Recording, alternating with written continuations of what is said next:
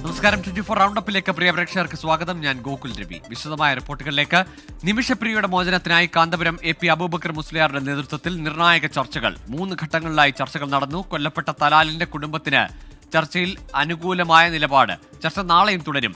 Sameer C Muhammad ഉണ്ട് കോഴിക്കോട് നിന്ന് വിശദാംശങ്ങളുമായി. സമീർ, ഏറെ പ്രതീക്ഷ നൽകുന്ന വിവരങ്ങളാണ് ഇപ്പോൾ പുറത്തു വരുന്നത്. ഈ ചർച്ചകളുടെ വിവരങ്ങൾ, വിശദാംശങ്ങൾ. ഗൂഗിൾ സൂചിപ്പിച്ചതുപോലെയാണ് നിമിഷപ്രിയ കേസിൽ ഏറെ അനുകൂലമായിട്ടുള്ള, ഏറെ ആശാവഹമായിട്ടുള്ള വിവരങ്ങളാണ് യമനിൽ നിന്നും പുറത്തു വരുന്നത്. കാന്തപുരം AP അബൂബക്കർ മുസ്ലിയാരുടെ ഇടപെടലിനെ തുടർന്നാണ് ഇത്തരത്തിലുള്ള ഒരു ചർച്ചയ്ക്ക് വഴി തുറന്നത്. യമനിലെ പ്രമുഖ സൂഫി വര്യനായിട്ടുള്ള ഷെയ്ഖ് ഹബീബ് ഉമർ ബിൻ ഹഫീദുമായി അദ്ദേഹം ചർച്ച നടത്തിയിരുന്നു. അതിന്റെ പശ്ചാത്തലത്തിലാണ് യമൻ ഭരണകൂടവും അതുപോലെ തന്നെ അതുമായി ബന്ധപ്പെട്ട പ്രതിനിധികളും പങ്കെടുത്തുകൊണ്ടുള്ള ഈ ചർച്ച ആരംഭിച്ചത്. ഗോത്ര നേതാക്കൾ, അതുപോലെ തന്നെ കൊല്ലപ്പെട്ട താലാലിന്റെ നിയമസമിതി കമ്മിറ്റി അംഗങ്ങൾ, അതുപോലെ തന്നെ താലാലിന്റെ കുടുംബാംഗങ്ങൾ, ഇവരെല്ലാം പങ്കെടുത്ത പ്രധാനപ്പെട്ട ഒരു യോഗമായിരുന്നു. അതോടൊപ്പം തന്നെയാണ് യമനിലെ സുപ്രീം കോടതി ജഡ്ജി ഉൾപ്പെടെയുള്ളവരും പങ്കെടുത്തിരുന്നു. ഇത്തരം ഒരു ചർച്ചയിൽ ഇനി യമൻ ഭരണകൂടം അറിയിച്ചതനുസരിച്ച് ജൂലൈ 16-നാണ് വധശിക്ഷ നടപ്പാക്കും എന്നറിയിച്ചിരുന്നത്. അതിൽ ആ കാലയളവ് നീട്ടിക്കിട്ടാനുള്ള ശ്രമങ്ങളാണ് പ്രധാനമായി നടന്നു വരുന്നത്. ഇതോടൊപ്പം തന്നെയാണ് തലാലിന്റെ കുടുംബാംഗങ്ങൾ സമ്മതിക്കുകയാണ് എങ്കിൽ, അവർ നിമിഷപ്രിയയ്ക്ക് മാപ്പ് നൽകുകയാണ് എങ്കിൽ ഈ വധശിക്ഷയിൽ ഇളവ് ലഭിക്കും. ഒന്നുകിൽ ദയാദനം സ്വീകരിച്ചുകൊണ്ട് അവർക്ക് മാപ്പ് നൽകാം, അല്ല എങ്കിൽ അവർക്ക് ദയാദനം സ്വീകരിക്കാതെ മാപ്പ് നൽകാൻ കഴിയും. അത്തരത്തിലുള്ള സാധ്യതകൾ കൂടി ഇന്നത്തെ യോഗത്തിൽ ചർച്ചയായിട്ടുണ്ട്. ഈ അടിയന്തര യോഗം അല്പസമയം മുമ്പ് അവസാനിച്ചിരിക്കുന്നു. ഈ ഘട്ടത്തിൽ കുടുംബാംഗങ്ങളിൽ ഒരു വലിയ വിഭാഗവും മാപ്പ് നൽകുന്നതിന് അനുകൂലിക്കുന്നു എന്നുള്ള വിവരങ്ങളാണ് ലഭിക്കുന്നത്. അത് വലിയ ശുഭകരമായ ഒരു വാർത്തയിലേക്ക് എത്തും എന്നുള്ള പ്രതീക്ഷയാണ് നമുക്ക് ലഭ്യമാവുന്നത്. എന്തായാലും ഇതുമായി ബന്ധപ്പെട്ടുള്ള ചർച്ച നാളെയും തുടരും. അതിനുശേഷമായിരിക്കും ഇത് സംബന്ധിച്ചുള്ള ഒരു അന്തിമ തീരുമാനത്തിലേക്ക് എത്തുക. കുടുംബത്തിൽ വലിയ ശതമാനം പേരും മാപ്പ് നൽകാൻ ഒരുക്കമാണ് എന്നുള്ള വിവരങ്ങളാണ് നമുക്ക് ലഭ്യമാകുന്നത്. ഗൂഗിൾ. ശരി, സമീർ സി മുഹമ്മദാണ് കോഴിക്കോട് നിന്ന് വിശദാംശങ്ങൾ നൽകിയത്. നിമിഷപ്രിയയുടെ വധശിക്ഷ ഒഴിവാക്കാൻ സാധ്യമായതെല്ലാം ചെയ്തെന്ന് കേന്ദ്ര സർക്കാർ സുപ്രീം കോടതിയിൽ. വധശിക്ഷ നീട്ടിവെക്കാൻ യമനോട് ആവശ്യപ്പെട്ടിട്ടുണ്ടെന്നും വിഷയത്തിൽ ഇടപെടാൻ പരിമിതിയുണ്ടെന്നും കേന്ദ്ര സർക്കാർ വ്യക്തമാക്കി. തൽസ്ഥിതി റിപ്പോർട്ട് സമർപ്പിക്കാൻ കേന്ദ്രത്തിന് സുപ്രീം കോടതി നിർദ്ദേശം നൽകി. വെള്ളിയാഴ്ച ഹർജി വീണ്ടും പരിഗണിക്കും. സർവകലാശാലകളിലെ താൽക്കാലിക VC നിയമനത്തിൽ ചാൻസലറായ ഗവർണർക്ക് കനത്ത തിരിച്ചടി. VC നിയമനങ്ങൾ സർക്കാർ പട്ടികയിൽ നിന്ന് വേണമെന്ന് ഹൈക്കോടതി ഡിവിഷൻ ബെഞ്ച്. ഡിജിറ്റൽ സാങ്കേതിക സർവകലാശാലകളിലെ താൽക്കാലിക VC നിയമനം റദ്ദാക്കിയ സിംഗിൾ ബെഞ്ച് ഉത്തരവ് ഡിവിഷൻ ബെഞ്ച് ശരിവച്ചു. ഗവർണർ നൽകിയ അപ്പീൽ കോടതി തള്ളി. താൽക്കാലിക VCമാരുടെ നിയമനം 6 മാസത്തേക്ക് മാത്രമായി പരിമിതപ്പെടുത്തണമെന്നും കോടതി നിർദ്ദേശിച്ചു.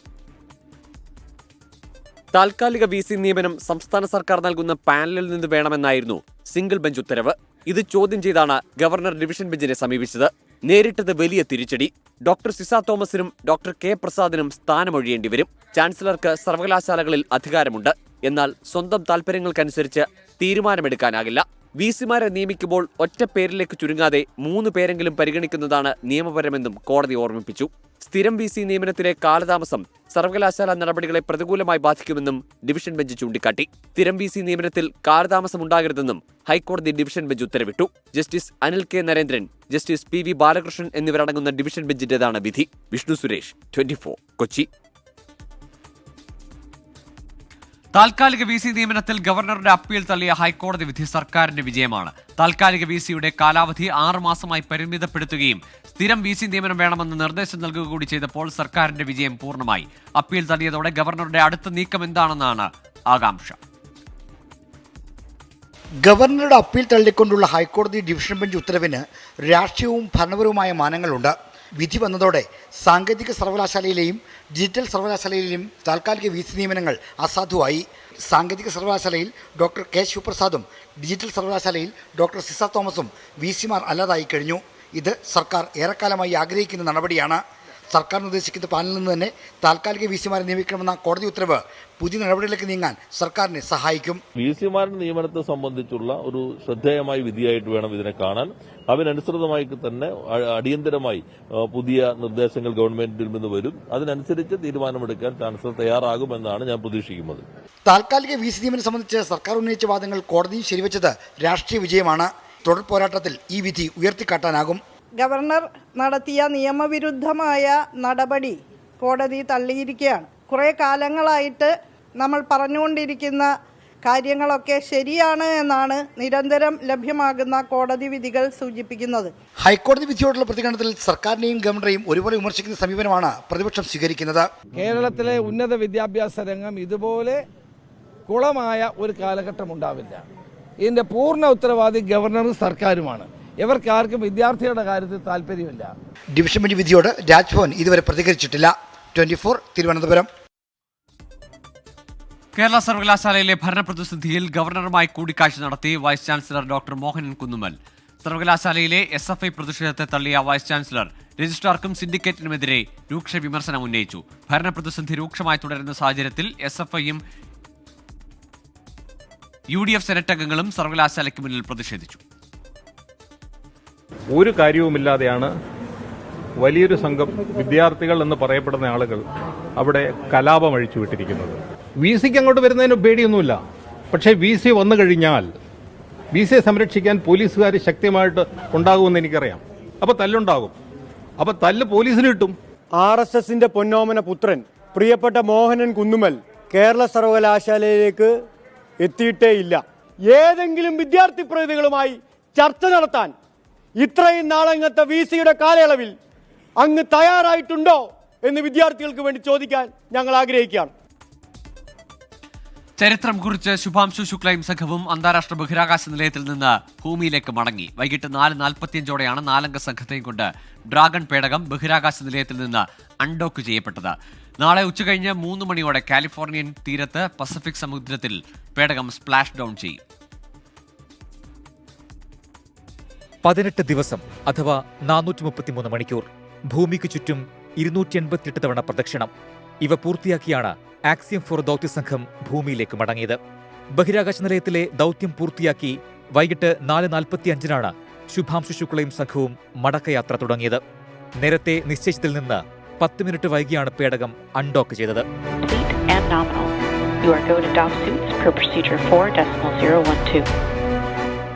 അൺഡോക്കിങ്ങിന് 2.5 മണിക്കൂർ മുൻപ് തന്നെ മിഷൻ കമാൻഡർ പെഗ്ഗി വിറ്റ്സണും മിഷൻ സ്പെഷ്യലിസ്റ്റുകളായ സ്ലവോഷ് ഉസ്നാസ്കിയും ടിബോർ കാപ്പും മിഷൻ പൈലറ്റ് ശുഭാംശുവും പേടകത്തിൽ പ്രവേശിക്കുകയും പിന്നാലെ ഹാച്ച് അടക്കുകയും ചെയ്തു.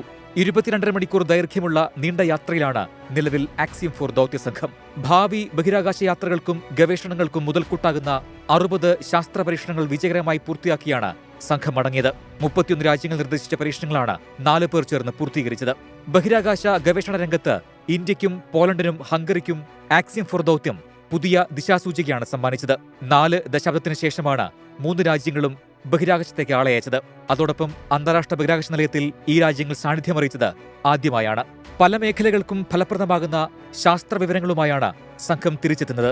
വിവിധ രാജ്യങ്ങളും ശാസ്ത്ര ഗവേഷണ സ്ഥാപനങ്ങളും സഹകരിച്ച് നടത്തിയ ദൗത്യമെന്ന പ്രത്യേകതയും ആക്സിയം 4-നുണ്ട്. രാഷ്ട്രങ്ങൾ ഒരുമിച്ച് പ്രവർത്തിക്കുമ്പോൾ നമുക്ക് കൂടുതൽ ദൂരം താണ്ടാൻ കഴിയും എന്നതിന്റെ ഓർമ്മപ്പെടുത്തൽ കൂടിയായി മാറുകയാണ് ഈ ദൗത്യം. Science desk 24. നിപയിൽ സംസ്ഥാനത്ത് 609 പേർ സമ്പർക്ക പട്ടികയിലെന്ന് ആരോഗ്യവകുപ്പ്. പാലക്കാട്ടെ നിപ രോഗിയുടെ സമ്പർക്ക പട്ടികയിലെ ഒരാളുടെ ഫലം നെഗറ്റീവായി. മണ്ണാർക്കാട് നഗരസഭ, കാരാകുർശി, കുമ്മരംപുത്തൂർ പഞ്ചായത്ത്, കരിമ്പുഴ പഞ്ചായത്ത് എന്നിവിടങ്ങളിലായി 17 വാർഡുകളിൽ കണ്ടെയ്ൻമെന്റ് സോൺ നിയന്ത്രണങ്ങൾ തുടരുകയാണ്. പാലക്കാട് നിപ്പ റിപ്പോർട്ട് ചെയ്ത രണ്ടാമത്തെ വ്യക്തിയുടെ സമ്പർക്ക പട്ടികയിൽ 112 പേരുണ്ട്. ഇവരുടെ CCTV ഉൾപ്പെടെയുള്ള വിവരങ്ങൾ ശേഖരിച്ച് റൂട്ട് മാപ്പ് തയ്യാറാക്കി. കണ്ടെയ്ൻമെന്റ് സോൺ പ്രഖ്യാപിച്ച പ്രദേശത്ത് ഫീൽഡ് തല പ്രവർത്തനങ്ങളും ഫീവർ സർവൈലൻസും ശക്തമാക്കി. ആരോഗ്യവകുപ്പിന്റെ വിദഗ്ധ ടീം സ്ഥലം സന്ദർശിച്ചു. വിവിധ ജില്ലകളിലായി നിപ സമ്പർക്ക പട്ടികയിൽ ആകെ 609 പേരാണുള്ളത്. അതിൽ 112 പേർ പാലക്കാട് നിപ്പ സ്ഥിരീകരിച്ച രണ്ടാമത്തെ വ്യക്തിയുടെ സമ്പർക്ക പട്ടികയിൽ ഉള്ളവരാണ്.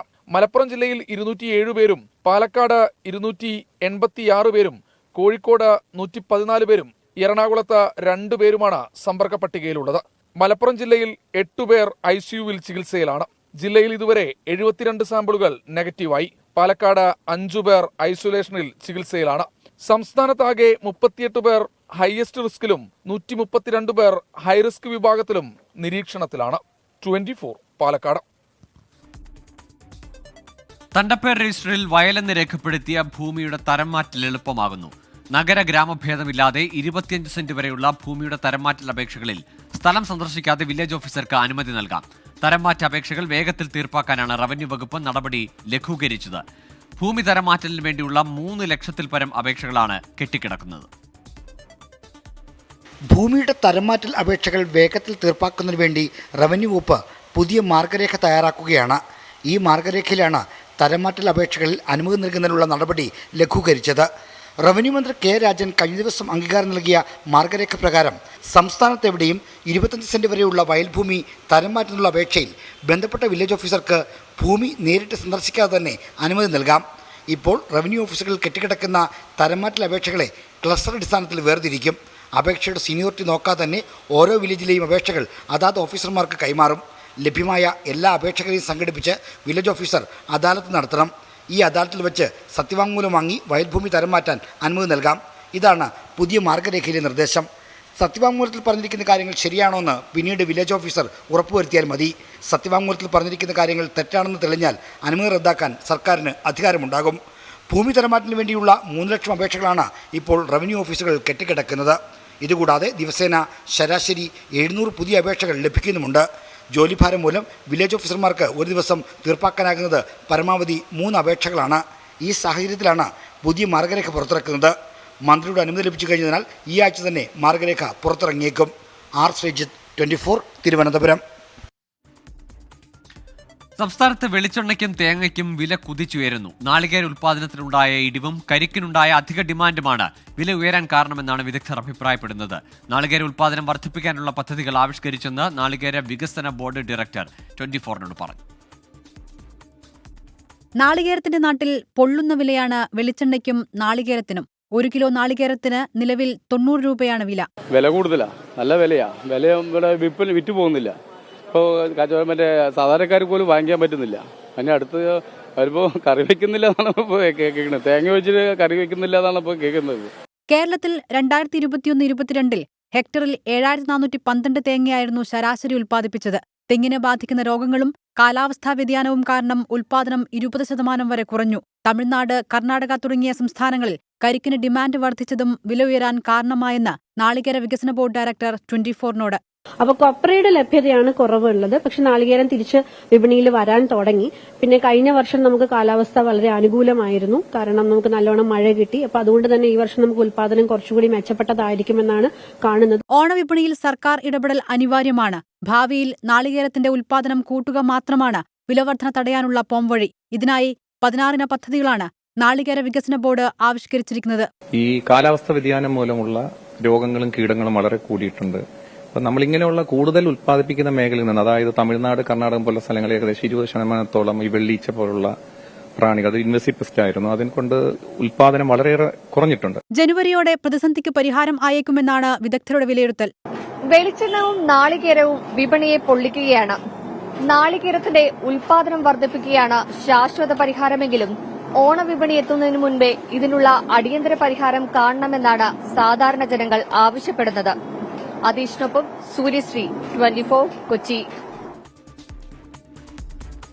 പാദപൂജാ വിവാദങ്ങൾക്കിടെ സ്കൂളുകളിലെ മതചടങ്ങുകൾ നിയന്ത്രിക്കാൻ വിദ്യാഭ്യാസ വകുപ്പ് എല്ലാ മതവിഭാഗത്തിൽപ്പെട്ട വിദ്യാർത്ഥികൾക്കും അംഗീകരിക്കാവുന്ന തരത്തിൽ പൊതുമാനദണ്ഡം തയ്യാറാക്കാനാണ് ആലോചന. ആലപ്പുഴയിൽ പാദപൂജ നടന്ന സ്കൂളിലേക്ക് ഇടത് യുവജന വിദ്യാർത്ഥി സംഘടനകൾ പ്രതിഷേധ മാർച്ച് നടത്തി. ഏതെങ്കിലും മതസ്ഥർക്ക് താല്പര്യമുള്ളതോ ഇല്ലാത്തതോ ആയ ചടങ്ങുകൾ സ്കൂളുകളിൽ നടപ്പാക്കരുത് എന്നാണ് വിദ്യാഭ്യാസ വകുപ്പിന്റെ നിലപാട്. എല്ലാ മതവിഭാഗങ്ങളിലുമുള്ള വിദ്യാർത്ഥികൾക്ക് ഉൾക്കൊള്ളാൻ കഴിയുന്ന രീതിയിലായിരിക്കണം സ്കൂളുകളിലെ ചടങ്ങുകളും പരിപാടികളും. പ്രാർത്ഥനാ ഗാനങ്ങളടക്കം പരിശോധിച്ച വിശദമായ പഠനത്തിന് ശേഷം പൊതുമാനദണ്ഡം കൊണ്ടുവരാനാണ് വിദ്യാഭ്യാസ വകുപ്പ് തീരുമാനം. പാദപൂജയ്ക്കെതിരെ കടുത്ത വിമർശനവുമായി മന്ത്രി VN വാസവൻ. യഥാർത്ഥത്തിൽ പാദപൂജയും ഗുരുഭക്തിയും രണ്ടും രണ്ടാണ്. ഒരു ഗുരുവിനോട് ആദരവ് പ്രകടിപ്പിക്കുന്നത് കാല് കഴുകിച്ചല്ല. സാംസ്കാരിക കേരളത്തിന് യോജിക്കാത്ത രൂപത്തിൽ മതേതര ജനാധിപത്യത്തിൻ്റെ മഹത്തായ പാരമ്പര്യം ഉയർത്തിപ്പിടിക്കുന്ന ഈ കേരളത്തിൽ ഒരിക്കലും ഇത്തരത്തിലുള്ള പ്രവൃത്തി നടന്നുകൂടാ. അത് നിരാകരിക്കപ്പെടേണ്ടതാണ്. അധ്യാപകരെ ആദരിക്കേണ്ടത് ഈ രൂപത്തിലല്ലെന്ന് KPCC പ്രസിഡന്റ് സണ്ണി ജോസഫും പ്രതികരിച്ചു. പാദപൂജ ഭാരതീയ സംസ്കാരത്തിന്റെ ഭാഗമെന്നാണ് മാവേലിക്കര വിദ്യാധിരാജ സ്കൂൾ അധികൃതരുടെ പ്രതികരണം. പാദപൂജ നടത്തിയ ആലപ്പുഴ നൂർനാട് വിവേകാനന്ദ സ്കൂളിലേക്കും മാവേലിക്കര വിദ്യാധിരാജ സ്കൂളിലേക്കും DYFIയും AYFും പ്രതിഷേധ മാർച്ച് നടത്തി. പാദപൂജയിൽ പങ്കെടുത്ത പഞ്ചായത്ത് അംഗം കൂടിയായ BJP നേതാവ് അഡ്വക്കേറ്റ് KK അനൂപിനെ അയോഗ്യനാക്കണമെന്നാവശ്യപ്പെട്ട് DYFI സംസ്ഥാന തെരഞ്ഞെടുപ്പ് കമ്മീഷന് പരാതി നൽകി. നാളെ KSU ജില്ലാ കമ്മിറ്റിയും സ്കൂളുകളിലേക്ക് മാർച്ച് നടത്തും. തിരുവനന്തപുരം ബ്യൂറോയ്ക്കൊപ്പം 24 ആലപ്പുഴ. തമിഴ്നാട് മുൻ മുഖ്യമന്ത്രിമാരായ ജയലളിതയുടെയും MGRന്റെയും മകളെന്ന് അവകാശപ്പെട്ട് മലയാളി യുവതി രംഗത്ത്. തൃശൂർ സ്വദേശി സുനിത KM ആണ് ഈ അവകാശവാദവുമായി രംഗത്ത് വന്നത്. ജയലളിതയെ കൊലപ്പെടുത്തിയതാണെന്നും സംഭവത്തിൽ അന്വേഷണം നടത്തണമെന്നും ആവശ്യപ്പെട്ട് സുനിത സുപ്രീംകോടതി ചീഫ് ജസ്റ്റിസ്, പ്രധാനമന്ത്രി അടക്കമുള്ളവർക്ക് പരാതി നൽകി. തൃശൂർ ജില്ലയിലെ കാട്ടൂർ സ്വദേശി സുനിത KM ആണ് തമിഴ്നാട് മുൻ മുഖ്യമന്ത്രിമാരായ ജയലളിതയുടെയും MGRന്റെയും മകളാണെന്ന അവകാശവാദം ഉന്നയിച്ച് സുപ്രീം കോടതിയിലെത്തിയത്. ജയലളിതയുടെ മരണത്തിൽ പുനരന്വേഷണം ആവശ്യപ്പെട്ട് ചീഫ് ജസ്റ്റിസിന് സുനിത പരാതി നൽകി. ജയലളിതയുടെ മരണത്തിന് താൻ സാക്ഷിയാണെന്നും ശശികലയും മന്നാർക്കുടി മാഫിയയും ചേർന്നാണ് കൊലപ്പെടുത്തിയതെന്നുമാണ് ആരോപണം. ഞാൻ അമ്മ വിളിച്ച പ്രകാരം ഞാൻ പോയസ് ഗാർഡനിലെത്തി. അവിടെ എത്തി ഞാൻ അമ്മയുടെ അടുത്ത് അവിടെ വന്നപ്പോൾ അമ്മ സയർഗേഷൻ്റെ താഴെ കിടക്കുന്നതാണ് കണ്ടത്. അപ്പോൾ കാലുകൊണ്ട് അമ്മയുടെ മുഖത്തിങ്ങനെ ശശികല ചവിട്ടുന്നു. അപ്പോൾ അമ്മ മരിച്ച മാതിരിയാണ്. ഞാൻ ഓളിയിടാൻ ശ്രമിച്ചപ്പോൾ എൻ്റെ വായ പൊത്തി സീപ്പർ പുറത്തേക്ക് പോയി. ഭയം കൊണ്ടാണ് ഇതുവരെയും ഒന്നും പുറത്തു പറയാതിരുന്നത്. 2 മാസം പ്രായമുള്ളപ്പോൾ തന്നെ MGR ജീവനക്കാരനായിരുന്ന മാധവനെ ഏൽപ്പിക്കുകയായിരുന്നുവെന്നും 18 വയസ്സായതോടെ ജയലളിത തന്നെ DNA പരിശോധനയ്ക്ക് വിധേയയാക്കുകയും മകളെന്ന് സ്ഥിരീകരിക്കുകയും ചെയ്തിരുന്നതായും സുനിത. എൻ്റെ അമ്മേനെ 18 വയസ്സിൽ തിരിച്ചറിഞ്ഞതാണ്. ഞങ്ങൾ കാണാറുണ്ട്, സംസാരിക്കാറുണ്ട്. എൻ്റെ എല്ലാ കാര്യങ്ങളും അമ്മ നടത്തി തരാറുണ്ട്. എനിക്ക് 2024 ഓഗസ്റ്റ് വരെ എനിക്ക് പൈസ അമ്മ മരിച്ചിട്ടും എനിക്ക് പേയ്മെൻറ്റ് കിട്ടിയിരുന്നു. പ്രധാനമന്ത്രിക്കും ആഭ്യന്തരമന്ത്രിക്കും രാഷ്ട്രപതിക്കും സുനിത പരാതി നൽകിയിട്ടുണ്ട്. ജയലളിതയ്ക്ക് നീതി ഉറപ്പാക്കാൻ നിയമ നടപടികൾ ഉടൻ ആരംഭിക്കുമെന്നും സുനിത.